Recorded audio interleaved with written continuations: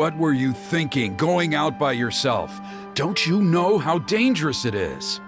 It's okay. Toba helped me. And we met some kind strangers who helped us, and... Kind strangers? What made you so sure they were so kind, huh? Oh, I suppose they had kind stranger written on their foreheads? Yeah, actually, they did. In big, bold letters. Don't talk back to me. The Mountain King problem still hasn't been solved. What would I do if I lost you too? No dinner for you tonight. They were good people, Dad. Dinner or no dinner. Hello again, Huni. It's Miss Paimon and Miss Traveler. Dad, it's them. They're the ones who helped me.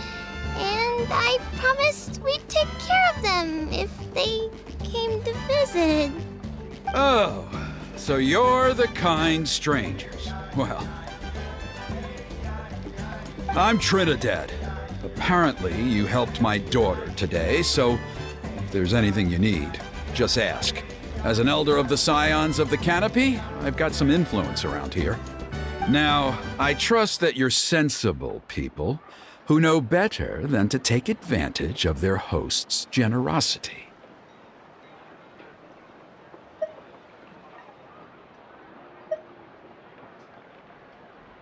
Yep, just helping a neighbor. We're not looking for anything in return. Oh? Well, let's hope so. Dad, please! They're not bad people. They've eaten at the same table with Kanich before. Be nice to them. Kanich? Wait! I heard that two mysterious travelers from afar showed up at the Stadium of the Sacred Flame. Are they you? And Paimon's the other. I do apologize. A lot's been going on in our tribe lately, and I suppose the pressure must be getting to me. I can't believe I was so rude to you. I feel ashamed. We got off on the wrong foot. Can we, start over? Oh, now we're talking. Seriously, though, don't worry about it. Already forgotten. We're just happy to see Huni got home safe and sound. Oh, you just arrived, I take it, and it would be my honor to give you a hero's welcome tonight.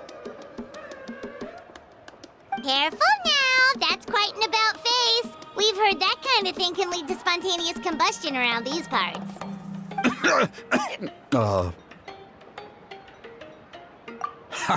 My dear traveler, you are very perceptive indeed. Go inside now, Huni. Dad's got some important business to discuss. Okay, look after Miss Traveler and Miss Paimon. They're very special guests. Well, we'll hear you out, but we can't make any promises that we'll be able to help. Well, this is a matter of utmost importance. Please, allow me to explain. For many years, our tribe has celebrated the Turnfire Night.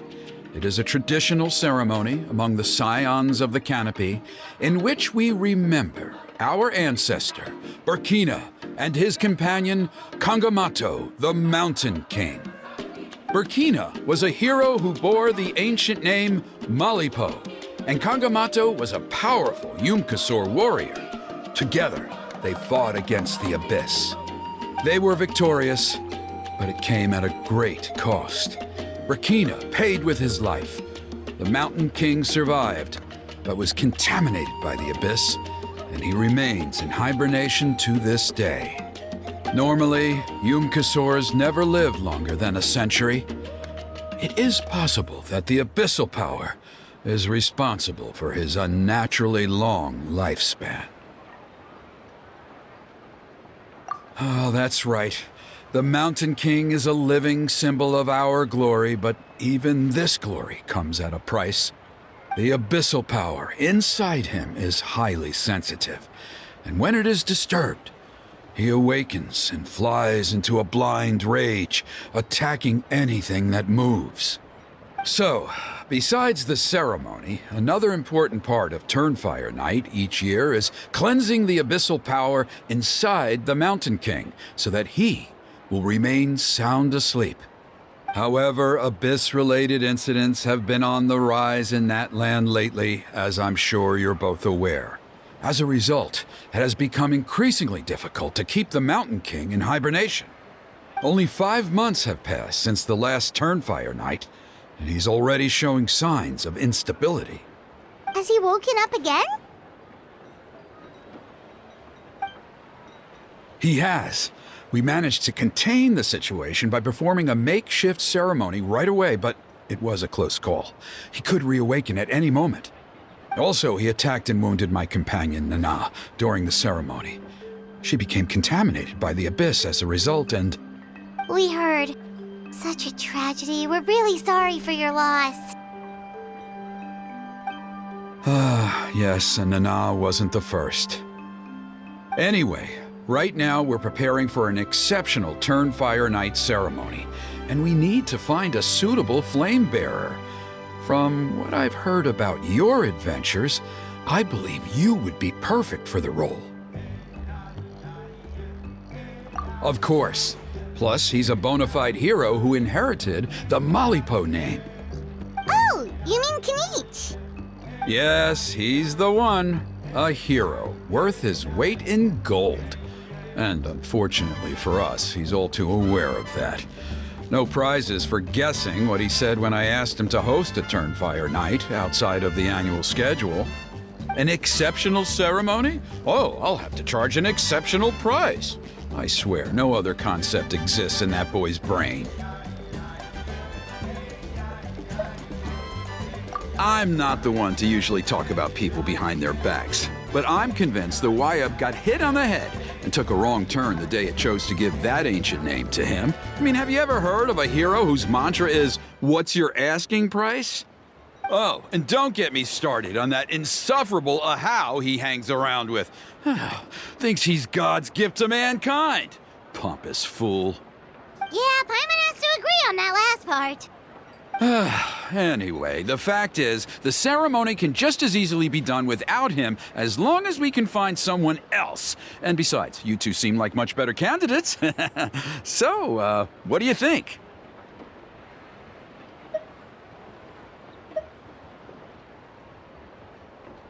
Well, there's only a few days left before the ceremony. We can't afford to waste what little time we have on negotiating with him. No, I much prefer if you would consider taking his place. Wonderful! I can't thank you enough. Huni was right about you. You have kindness in your hearts. Come with me to the other side of the mountain. I'll bring you up to speed on each step of the ceremony. Us experienced warriors, I'm sure you'll pick it up in no time.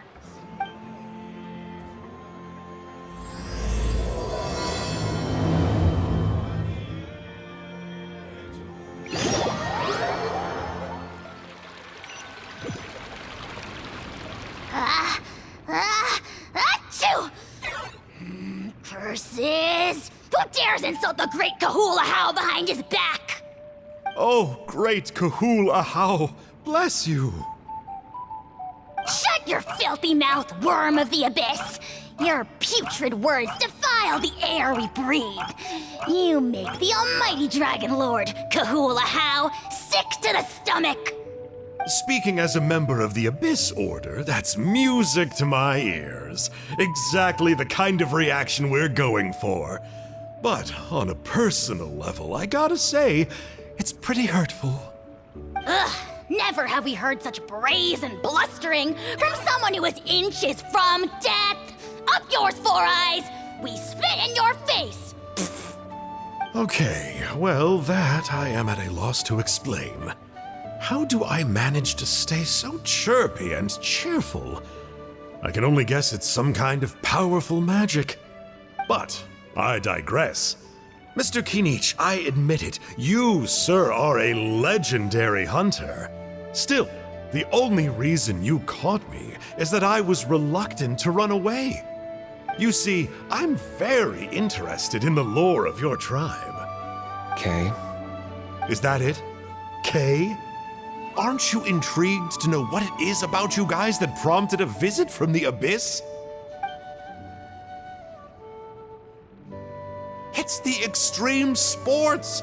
The other day, I narrowly avoided getting hit by a very brave soul who just leaped off a cliff.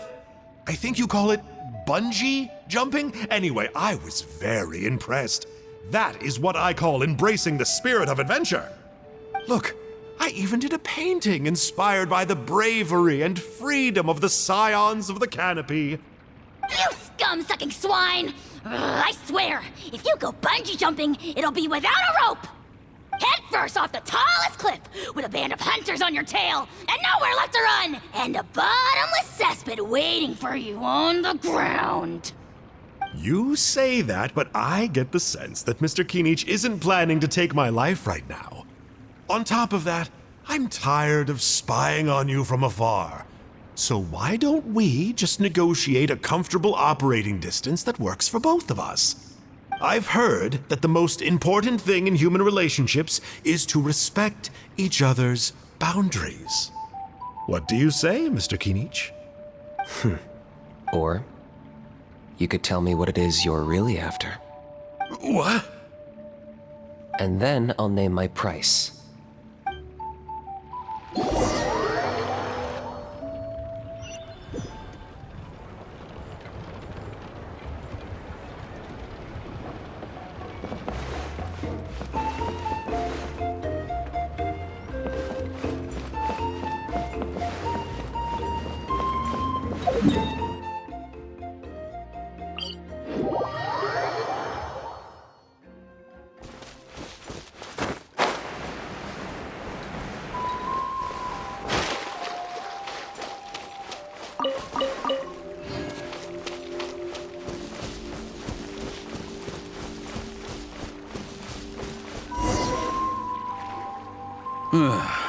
The Abyss contamination is back.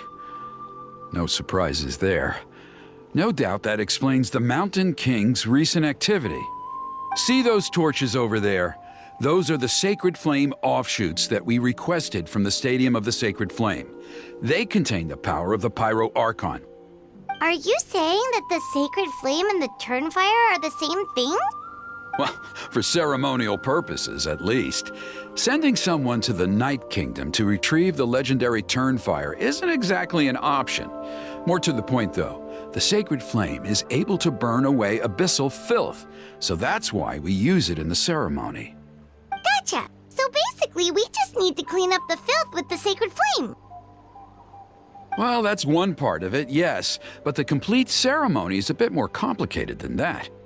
First, the flame bearer must collect a kindling of the sacred flame from the starting point, then use a grappling hook to fly up into the sky and light each of the sacred flame pillars. Then, they must go down into the canyon, all the way into the cave where the Mountain King slumbers, lighting braziers and the final altar along the way. The most skilled flame bearers can accomplish all of this without touching the ground once. As much as I hate to admit it, Kinich is capable of this. Wow! He can do all that flying without ever falling to the ground? Well, of course Paimon can. It'd be much harder for you guys. Well, don't worry. It's not a requirement of the ceremony. You're allowed to touch the ground. The only thing you're not allowed to do is turn back. The flame bearer must always keep moving forward. You can't skip a pillar, then come back to it after lighting the next one. To do so would be to disrespect our ancestors. So, what actually happens if you do turn back? Surely the fires don't just go out. If you're not careful, you might get burned. What about today then? Does the same rule apply? Oh no, don't worry. Today is just a practice. The order doesn't matter. You just need to take the sacred flame, cleanse the filth, then go light all the braziers.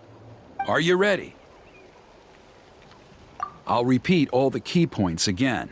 Gather the kindling, cleanse the filth, and light all the braziers. I'll wait for you at the end.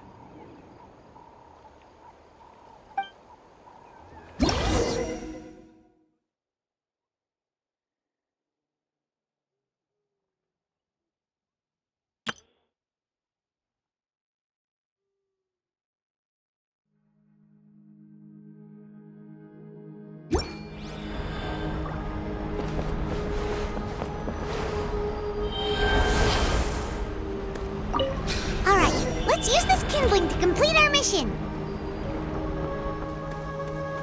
abyssal filth over there! Let's burn it away with the sacred flame!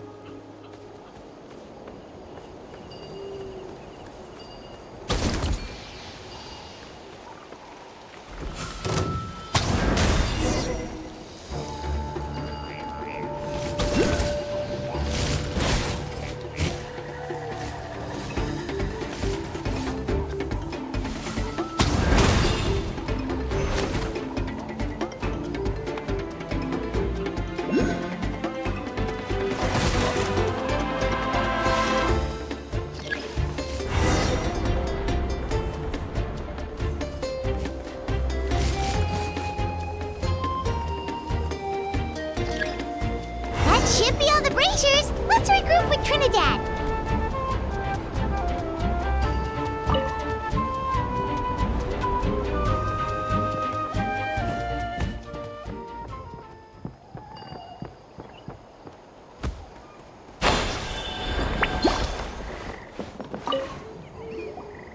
I knew I was right about you. You have outperformed all of the other previous candidates.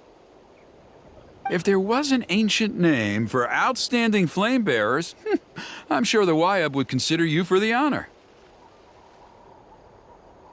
Yeah, although it would probably take Paimon quite a bit longer.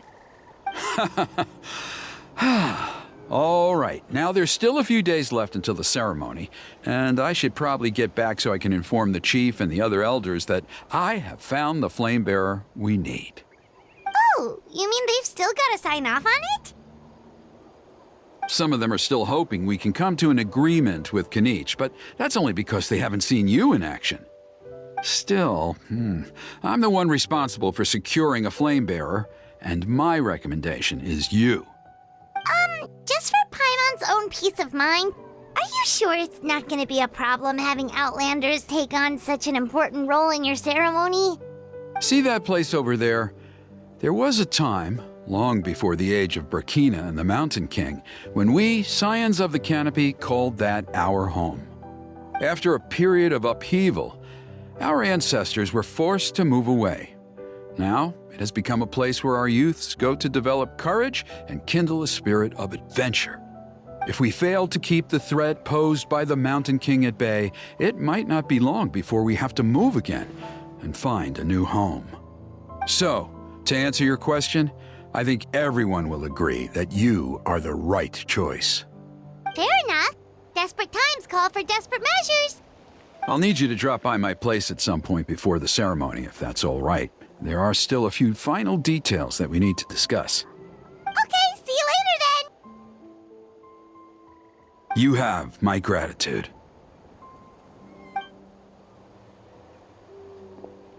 We've helped out with a lot of other local festivals before, but this one feels a little different.